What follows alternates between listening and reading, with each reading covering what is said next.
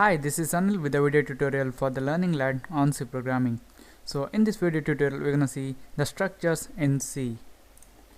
So when we create a variable in C, we can only store one type of data in that variable.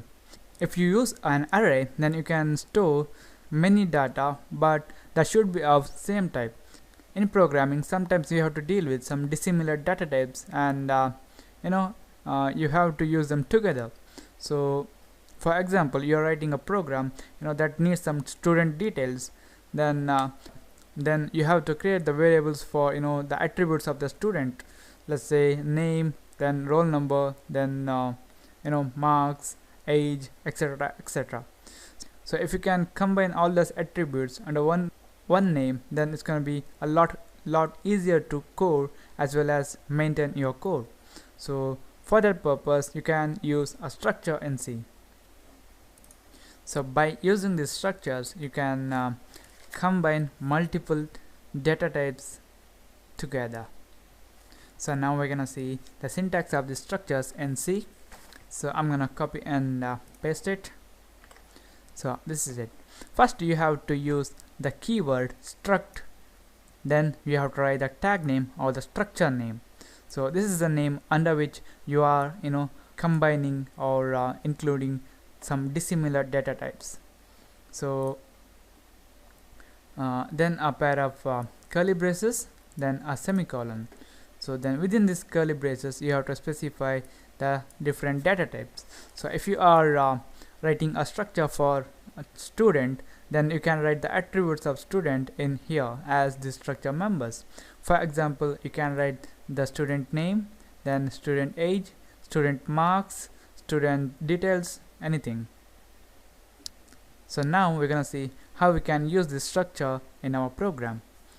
So in this tutorial, for the demonstration purpose, I'm gonna create a structure to maintain the details of the student.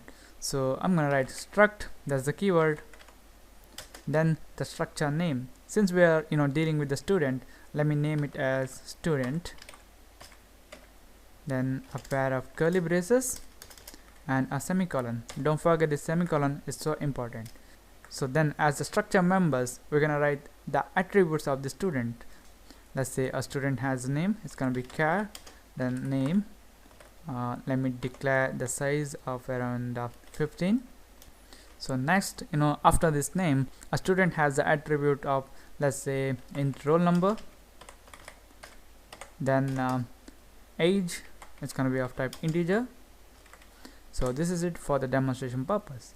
So this is how you can declare a structure in your program. So now we can refer this student structure in our program and create the variables of this type. So to create the variables of this structure, here we have to write the keyword struct first, then the structure name is going to be student, then the variable name. Is similar to creating a variable. First we're gonna write the data type, for example int x, where int is a data type and x is a variable name. Similarly here, struct, then this structure name, then this defines the data type, similar to that. So then we have to write the variable name. So this time we're gonna say Anil, that's it. Now we have a variable called Anil, which is of type this structure student.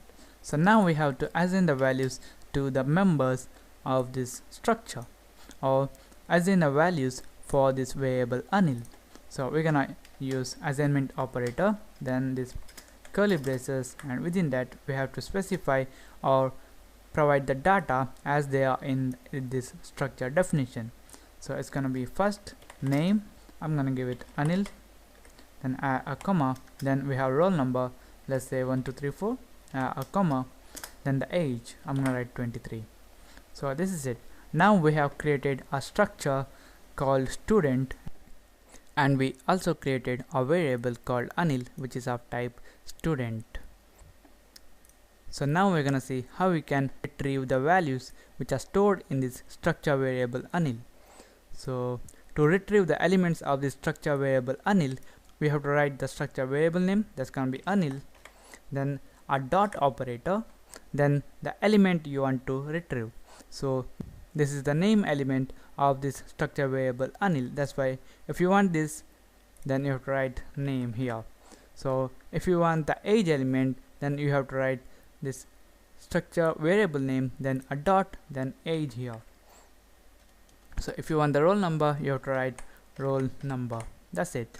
Now we're gonna use a printf function, and we're gonna print the values which are present in this structure variable Anil.